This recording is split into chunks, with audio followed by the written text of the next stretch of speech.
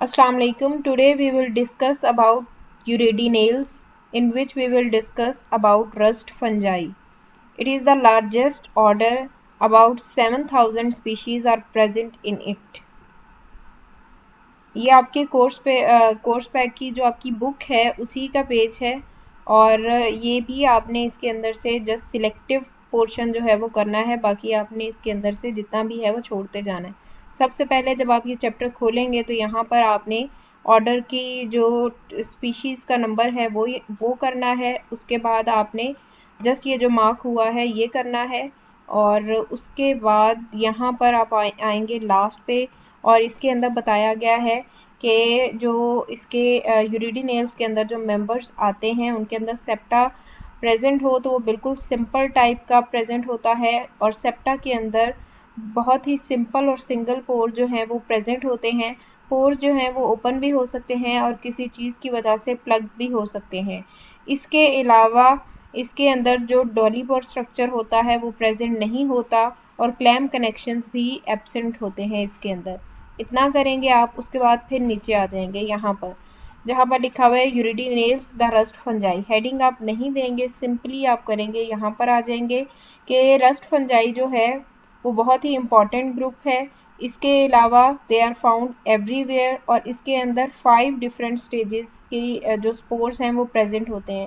जैसे आपने पहले पढ़े थे, अगर आप एस्कोमाइकोटा पढ़ रहे थे तो आपने एस्कोस्पोर्स पढ़े, बेसिडियोमाइकोटा में सिर्फ बेसिडियोस्पोर्स पढ़े, लेकिन रस्ट फंजाई की जो लाइफ साइकिल है वो सबसे ज़्यादा कम्प्लेक्स है, क्योंकि उसकी रीज़न ये है उसके लाइफ साइकिल के अंदर, एक ही लाइफ साइकिल के अंदर 5 डिफरेंट स्पोर स्टेजेस आती हैं और 2 डिफरेंट प्लांट्स आते हैं, 2 डिफरेंट होस्ट आते हैं, और जो 2 डिफरेंट होस्ट आते हैं वो टोटली एक दूसरे से रिलेट नहीं करते, मीन्स वो टोटली डिफरेंट होते हैं। इसका मतलब है कि अगर कहा जाए कि रस्ट फंजाई का लाइफ साइकिल बाकियों की निस्बत क्यों कम्प्लेक्स होता है, तो उसकी रीज़न ये है कि एक तो उसके अंदर स्पोर्स की स्टेजेस बहुत ज़्यादा आती हैं, डिफरेंट स्पोर्स होते हैं। उसके अलावा उसके अंदर 2 होस्ट प्रेजेंट होते हैं। पहले जैसे आपने पढ़ा कि एक सबस्ट्रेटम के ऊपर कोई भी चीज़ ग्रो करती है तो फिर उसी को इन्फेक्ट करती है, लेकिन इसके अंदर ये स्पेशलिटी है कि ये 2 डिफरेंट होस्ट पे जो कि टोटली अनरिलेटेड होते हैं उन पे ग्रो करता है, और उन दोनों को जो है उनके ऊपर अपने इफेक्ट्स जो है वो शो करता है। मोस्टली जो वस्कुलर प्लांट्स वगैरह हैं उनको ये इफेक्ट करता है, जैसे कि pteridophytes, gymnosperm, angiosperm, in plants के ऊपर ये काफ़ी ज़्यादा इफेक्ट जो है वो शो करता है। तो यहाँ से लेके आप यहाँ तक करेंगे, यहाँ रस्ट फंजाई से लेके यहाँ डाइकोट्स तक करेंगे, उसके बाद एंजियोस्पर्म्स तक आप करेंगे, उसके बाद आप नीचे आ जाएंगे। बाकी का पोर्शन आपने सारा छोड़ देना है, उसके बाद एंडिंग पे आपने आ जाना है।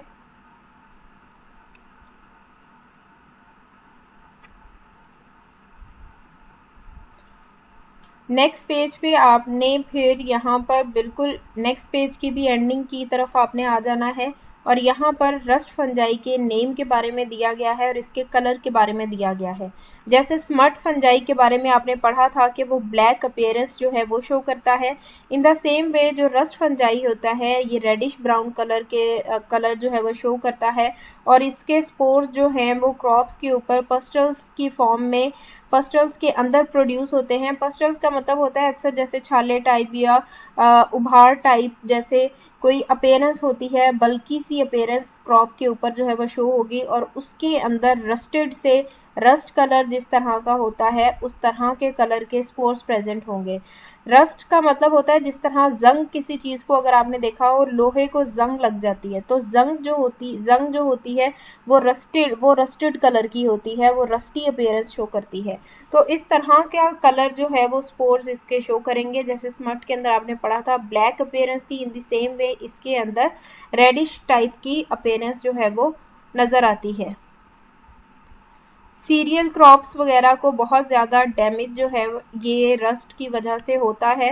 डेट्स वाई एग्रीकल्चर में जो बहुत बड़ा लॉस होता है और इकोनॉमी में जो बहुत बड़ा लॉस होता है उसकी एक रीज़न रस्ट फंजाई भी है।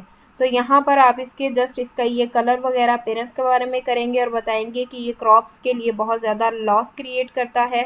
जस्ट आपने इतना करना है, और इसके कलर के बारे में आपसे शॉर्ट क्वेश्चन पूछा जा सकता है, एमसीक्यूज के अंदर भी पूछा जा सकता है, तो कलर की आपने याद रखना है। इसके बाद नीचे से आपने सारा जो है उसको छोड़ देना है। उसके बाद यहाँ पर ये ऊपर वाला पोर्शन भी आप कट कर देंगे और फिर आ जाएंगे इसके लाइफ साइकिल पे। लाइफ साइकिल के अंदर इसके डिफरेंट स्पोर्ट्स के बारे में बताया गया है और इसके दोनों होस्ट के बारे में बताया गया है और इसकी लाइफ की स्टेजेस के बारे में बताया गया है। रस्ट की अगर एग्जाम्पल पूछी जाए तो one of the most important example है वीट, जिसका साइंटिफिक नेम है प्यूसिनिया ग्रैमिनस, जिसके ऊपर ये डिजीज कॉज करती है। इसके अलावा बहुत सी सीरियल्स ऐसी हैं जिनके ऊपर ये डिजीज कॉज करती है। इसके अंदर दो तरह का माइसीलियम, इसके लाइफ साइकिल में दो तरह का माइसीलियम हो सकता है, होमोकैरियोटिक भी हो सकता है और हेट्रोकैरियोटिक भी हो सकता है। और होस्ट इसके अंदर दो होते हैं, मींस इसका लाइफ साइकिल किसी एक प्लांट के ऊपर रह के कंप्लीट नहीं होता। एक टाइम में ये एक प्लांट को इफेक्ट करता है, उसके कुछ अरसे बाद उसको छोड़ के ये अपना लाइफ साइकिल कंप्लीट करने के लिए किसी न्यू प्लांट पे चला जाता है, जो कि पहले वाले से टोटली जो है वो डिफरेंट होता है। तो इसका एक प्रिंसिपल होस्ट होता है और एक इसका अल्टरनेट होस्ट होता है, जिसके ऊपर ये अपना हेट्रोकैरियोटिक पोर्शन लाइफ साइकिल का गुजारता है, वो प्रिंसिपल होस्ट होता है और इसी के ऊपर मोस्टली इसका लाइफ साइकिल जो है वो चलता है। उसके बाद जो होमोकैरियोटिक माइसीलियम होता है वो अल्टरनेट होस्ट के ऊपर जाके पूरा होता है। इसके बाद यहाँ पे डिस्क्रिप्शन इसके स्पोर्स के बारे में दी गई है। जैसे कि स्टार्टिंग में आपने पढ़ा था कि डिफरेंट स्पोर्स जो हैं वो इसके अंदर प्रेजेंट होते हैं, जिसमें यूरिडिनोस्पोर्स आ गए, बेसिडियोस्पोर्स आ गए, टीलियोस्पोर्स आ गए और डिफरेंट सीजन्स के अंदर डिफरेंट स्पोर्स जो हैं वो इसके अंदर शो होते हैं।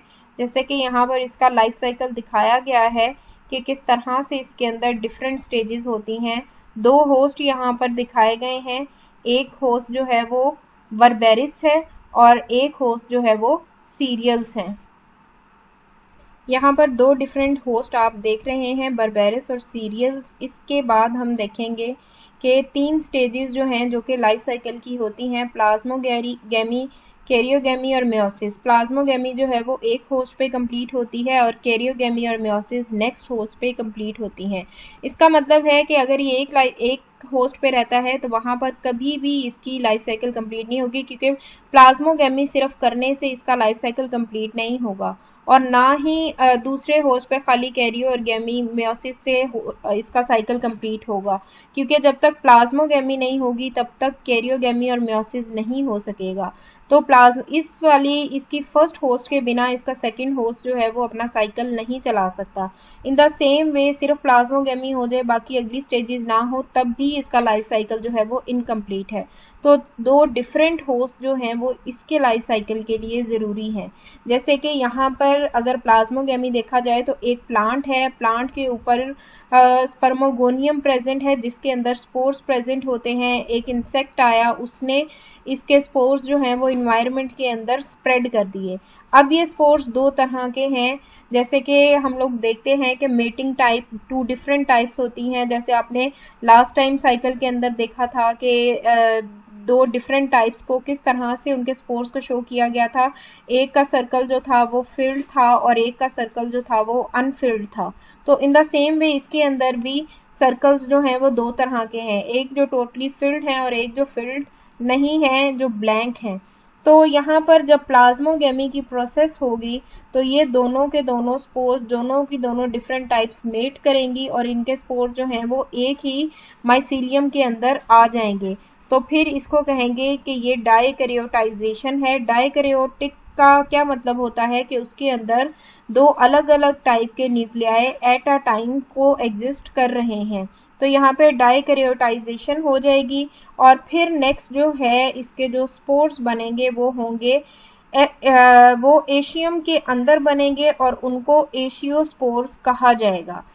तो यहाँ पर ये इसके एशियोस्पोर्स बने और ये बर्बेरिस के ऊपर बने हैं। एशियोस्पोर्स बनने के बाद ये अपने नेक्स्ट होस्ट पे चला जाएगा।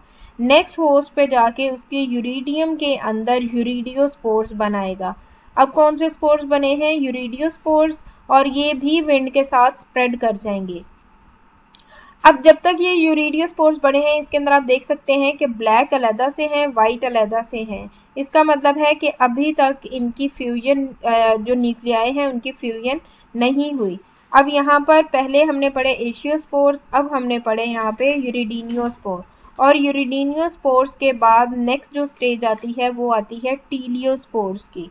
टीलियोस्पोर्स आ गए, और टीलियोस्पोर्स के बाद यहाँ पे कैरियोगेमी की प्रोसेस होगी। टीलियोस्पोर्स में भी आप देखें कि फिल्ड सर्कल और अनफिल्ड सर्कल जो हैं वो अलग अलग हैं। इसके बाद टीलियोस्पोर्स के बाद कैरियोगेमी आएगी, और कैरियोगेमी ऐसी प्रोसेस होती है जिसके अंदर जो स्पोर्स होते हैं, न्यूक्लियाई जो होते हैं वो फ्यूज कर जाते हैं। तो कैरियोगेमी के बाद अगर आप नोट करें तो जो यहाँ पे अनफिल्ड और फिल्ड सर्कल अलग-अलग थे, यहाँ पर वो एक जगह पर आ गए हैं। इस सर्कल के अंदर आधी साइड जो है वो फिल्ड है और आधी जो है वो ब्लैंक है। ये फिल्ड आधी ब्लैक और आधी वाइट इस चीज को शो कर रही है कि यहाँ पे जो न्यूक्लियाई अलग-अलग थे वो क्या हो गए हैं, कंबाइन हो गए हैं। तो कैरियोगेमी यहाँ पर हो गई है। अब कैरियोगेमी के बाद नेक्स्ट स्टेप आता है मेयोसिस, और मेयोसिस होती है रिडक्शन डिवीजन। तो यहाँ पर ये जो मिक्स हो गए थे इनको रिड्यूस करके उन्होंने सेपरेट मेयोसिस ने कर दिए। अब जो ब्लैंक है और जो फिल्ड हैं वो फिर से अलग-अलग हो गए हैं, और अलग-अलग होने के बाद वो फिर जर्मिनेट करेंगे, और जर्मिनेट करने के बाद वो फिर से एनवायरनमेंट में स्प्रेड करेंगे, और फिर से अपने पिछले वाले होस्ट पे जो है वो एक न्यू स्पोर्स जो है वो फिर से कोई एक फर्स्ट होस्ट जो है उसको पकड़ेंगे और उसके ऊपर आके प्लाज्मोगेमी करेंगे, और फिर नेक्स्ट होस्ट पे जाके कैरियोगेमी और मेयोसिस करेंगे। इस तरह से इनका लाइफ साइकिल जो है वो चलता जाता है। तो ये है रस्ट का लाइफ साइकिल, और इसके बारे में यहाँ पर थोड़ी सी इन्फॉर्मेशन दी गई है। और जैसे कि यहाँ पर मैंने आपको ऊपर बताया था, जितना जितना आपको मार्क करवाया है उतना उतना आपने करना है। तो ऊपर से जितना मार्क करवाया था आपने वो करना है। उसके बाद जहाँ से इसका लाइफ साइकिल स्टार्ट हो रहा है, लाइफ साइकिल के अंदर यही वाली चीज़ें स्पोर्स के बारे में इंफॉर्मेशन दी गई है और इसके डिफरेंट होस्ट के बारे में इंफॉर्मेशन दी गई है। तो यहाँ से आप माइनर सी डिटेल लेंगे और उसके अंदर लिखेंगे।